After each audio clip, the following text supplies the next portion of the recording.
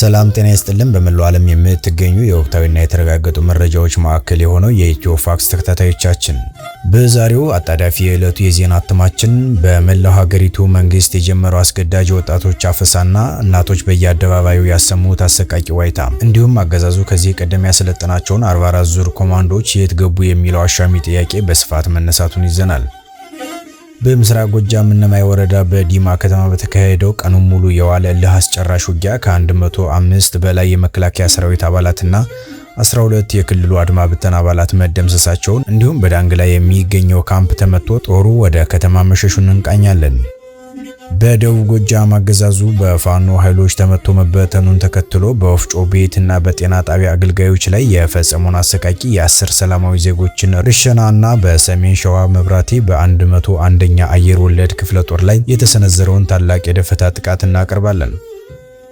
ከመከላከያ ሰራዊቱ 112ኛ አየር ወለድ ክፍለ ጦር አባላት መካከል መሳሪያቸውና የጦር ቁሳቁሳቸውን በመታጠቅ በየቀኑ ፋኖን የመቀላቀል ሂደት ተጠናክሮ መቀጠሉን እናያለን። እነዚህንና አፍላ የተረጋገጡ መረጃዎችን አዘጋጅተንላችኋል። ቻናላችንን ሰብስክራይብ፣ ላይክ እና ሼር በማድረግ የእውነተኛ መረጃ አጋር ይሁኑ። በቀጥታ ወደ ዝርዝር ዘገባው እንለፍ።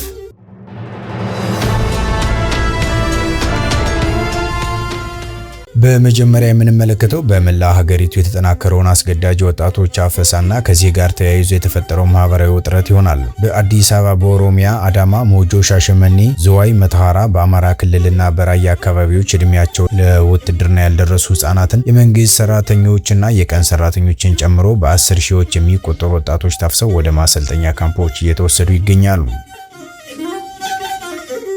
በየቀበሌው ኮታ ተደልድሎ በፓትሮል ተሽከርካሪዎች መንደር ውስጥ በመግባት አፈሳው እየተካሄደ ሲሆን ወላጆች በየአደባባዩ በለቅሶና ዋይታ ተቃውሟቸውን እያሰሙ ሲሆን በአዲስ አበባ ዙሪያና በራያ አልሄዱም ያሉ ወጣቶች በዱላ ብዛት መደብደባቸውና ኤሌክትሪክ ገመድ ላይ ወድቀው ህይወታቸው ማለፉ ተዘግቧል። አገዛዙ የ45ኛ ዙር የኮማንዶ ስልጠናን ማሰልጠኑን ይፋ ማድረጉን ተከትሎ ከዚህ ቀደም የሰለጠኑት 44 ዙር ኮማንዶዎች የት ገቡ የሚለው ጥያቄ በህዝቡ ዘንድ በስፋት እየተነሳ ይገኛል። ቀደም ሲል ተዘግተው የነበሩ ወታደራዊ ማሰልጠኛዎች ሙሉ በሙሉ ተከፍተው ወጣቶች በስፋት እየታሰሩባቸው ይገኛሉ። በመቀጠል በምስራቅ ምዕራብና ደቡብ ጎጃም በተለያዩ ግንባሮች በተካሄዱ ውጊያዎች የፋኖ ኃይሎች ያስመዘገቡትን ወታደራዊ ድል እንመለከታለን።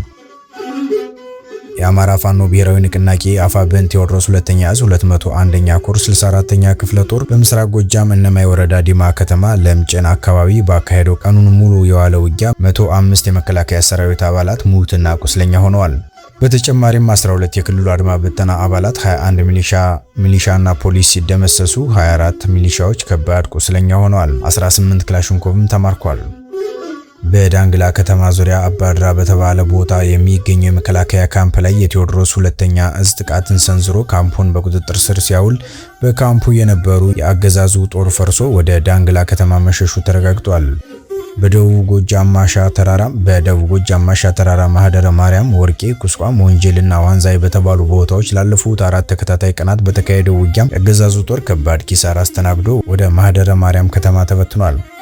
አገዛዙ ሽንፈቱን ተከትሎ ለፋኖ ሕክምና ሰጣችኋል፣ ዱቄት ፈጭታችኋል፣ ውሃ ቀብላችኋል በሚል የጤና ጣቢያ የወፍጮ ቤት ባለቤቶችን ጨምሮ 10 ንጹሃን ሰላማዊ ዜጎችን መረሸኑ ተዘግቧል።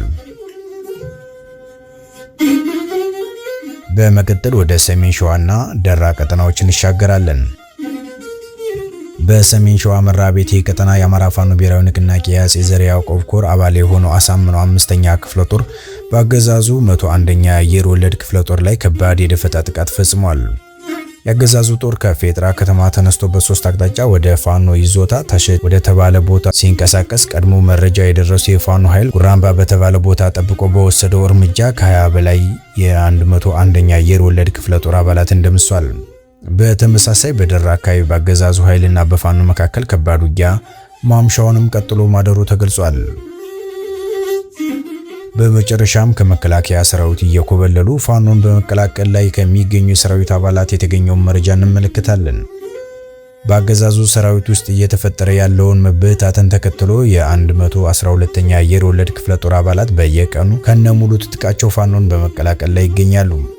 የቅርብ ጊዜ ምርኮና የተቀላቀሉ አባላት ትጥቅ ዝርዝር 7 ክላሽንኮቭ መሳሪያዎች፣ 102 ተተኳሽ ጥይቶችና 27 ወታደራዊ ካዝናዎች፣ 5 ወታደራዊ ደረቅ ልብሶች፣ 5 የፎን ቦምቦችና 8 የጀርባ ቦርሳዎች። እነዚህ የሰራዊቱ አባላት ትጥቃቸውን ይዘው የአፋብኃኝ ንጉስ ሳህለ ስላሴን ክፍለ ጦር በደህና ሁኔታ መቀላቀላቸው ተረጋግጧል።